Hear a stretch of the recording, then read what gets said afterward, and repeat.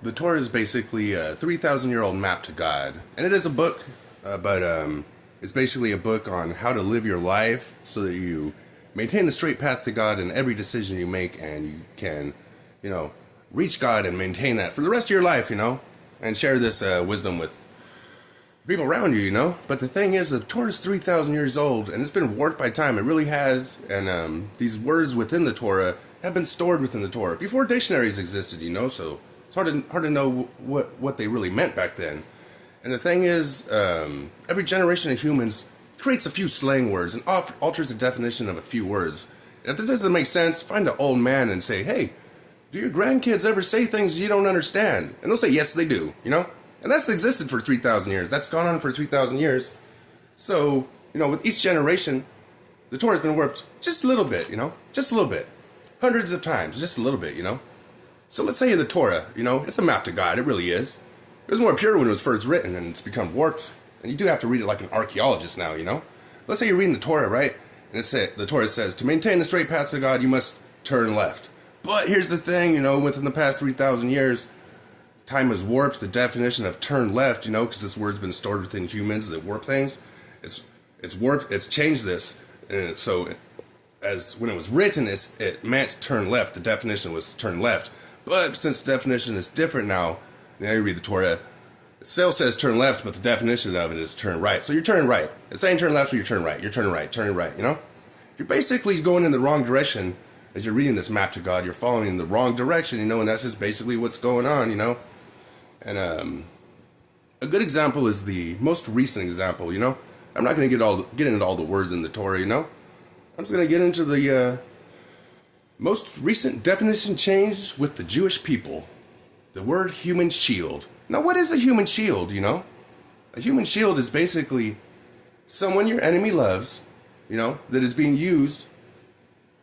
Well, basically, it's someone that you love. It has to be someone that you love that your enemy is using to prevent you from murdering them. Because if you murder them, you're going to have to murder someone you love, Like all the hostages that Hamas took from Israel, Each single one of them could be considered a human shield because they're all loved by the Jewish people, you know what I mean? So if the Israeli army knew where these people were, they would be human shields because they would not drop bombs on those people, They just wouldn't. They'd show up with guns and stuff like that, and they'll try to take them alive, you know what I mean? And that's a human shield. That's what a human shield is.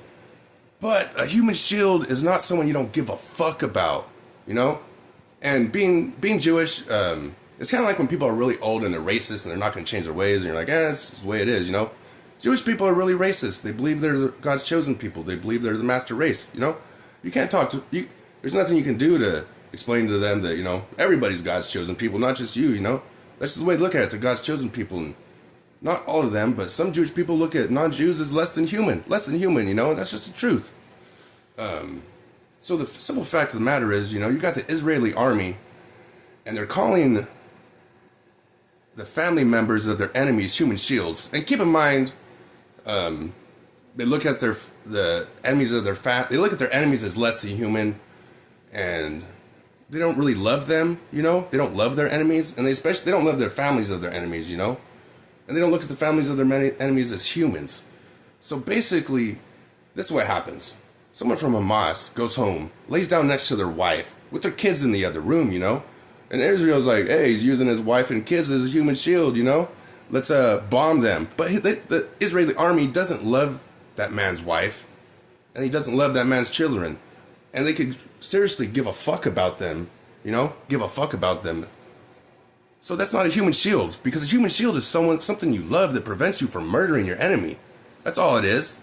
It's not the extended family of your enemy, If your enemy goes to the hospital to visit the last surviving, family member from their extended family, and they're visiting their family member in the hospital, they're not using that person as a human shield. You don't love them. You don't love their family member, So they can't be a human shield. A human shield is someone who's loved by your enemy.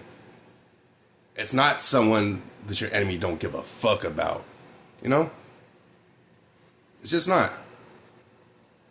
And honestly, like I said, the Torah is a map to God, and the Torah is telling you it's okay to murder the extended family, innocent extended family of your enemy, It's telling you that. It's leading you astray. It's not leading you on the straight path to God, and that's the truth, because some definitions of some words have obviously changed. You know? If you're murdering babies of your enemies, you got to realize that's not the path to God. It really isn't. Because once a baby's murdered, a murdered baby, they enter the highest, they pass all tests in life. They enter the highest realm of eternity, you know? That place you're trying to get to, that's where that baby goes. That's where that baby is, you know? And then you're gonna follow this path in life, and then you're gonna die, and you're gonna try to get in there, and you're not gonna be able to get in there because those babies are in there. Those babies you murdered are in there, and you're the type of person that'll murder the babies of your enemies. So you can't get in anyways, you know? So you've been following this map to God, and then it's leading you the wrong way. You know what I mean? In any case, read the Torah like you're an archaeologist if you follow Judaism, you know? Follow the instinctive path that Moses followed. It's basically, you know, everything God created, they put a conscious understanding in everything that he created. So just observe everything God created, and it will actually strengthen your mind, and then you'll be able to answer all the questions that you have within you, you know, and you'll be able to answer them. Then you'll write your own book, you know? And you also have to meditate a lot and spend a lot of time in nature. And try to pray a lot, you know? And I say try to pray a lot because once you finish this path, you'll be able to speak God's name if you finish it. And that's what true prayer, that's what everybody's trying to do. Speak God's eternal name. Speak the eternal name that, you know, exists. The name that's always answered when you ask or whatever, you know? But that's all I'm saying, you know? Definitions of Torah have changed, and the Torah is a map to God, so it's important. You got to read it like an archaeologist now. And the biggest definition change isn't in the Torah, but it is used by the Jewish people, and is the word human shield, and it now applies to the family members of your enemies as human shields when you don't love the family of your enemies, and you don't look at them as human either, so why are you calling them human shields when you have no love for them, you know? If they had your family members or people from it, actually people that were, you know, from Israel, you know, and they were using them, you know, holding them next to them so that you wouldn't bomb them, that's what a human shield is, you know? It's not their wife and kids. It's not their grandma and grandpa. It's not their aunts and uncles and their brothers and their sisters, you know? You lie yourself. You can't lie. Someone knows you're full of shit, you know? And I say you're full of shit. I just get mad, you know? Like, hey, I'm American, you know? I was in the Army National Guard. I was trained as a Fort Observer. Never went to war or nothing, you know? Got lucky, but hey, America's done some horribly fucked up, jacked up shit too, you know? We're still doing jacked up, fucked up shit, you know?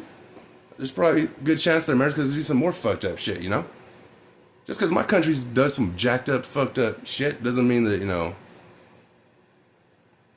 I can't have opinion on jacked up, fucked up shit that other countries are doing, you know? And Israel's different. Israel is a country you can criticize, you know? Because they are the Jewish people, and they are in the Bible that's, you know, Christian, Bible, Jew, you know? And they do take money from America, and I live in America, and Americans, we like to talk about things we give our money to, you know? But in any case, I'm not trying to talk shit. It may sound like I'm talking shit, but I'm just trying to say your map to God's jacked up.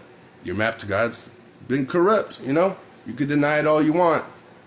Say it's not true, but it is true. It's true. You could say it's not true, but it's true, you know? You're going to have to basically follow the instinctive science of the path that leads to God like, you know, Moses did yourself. You're going to have to answer all those questions yourself, you know?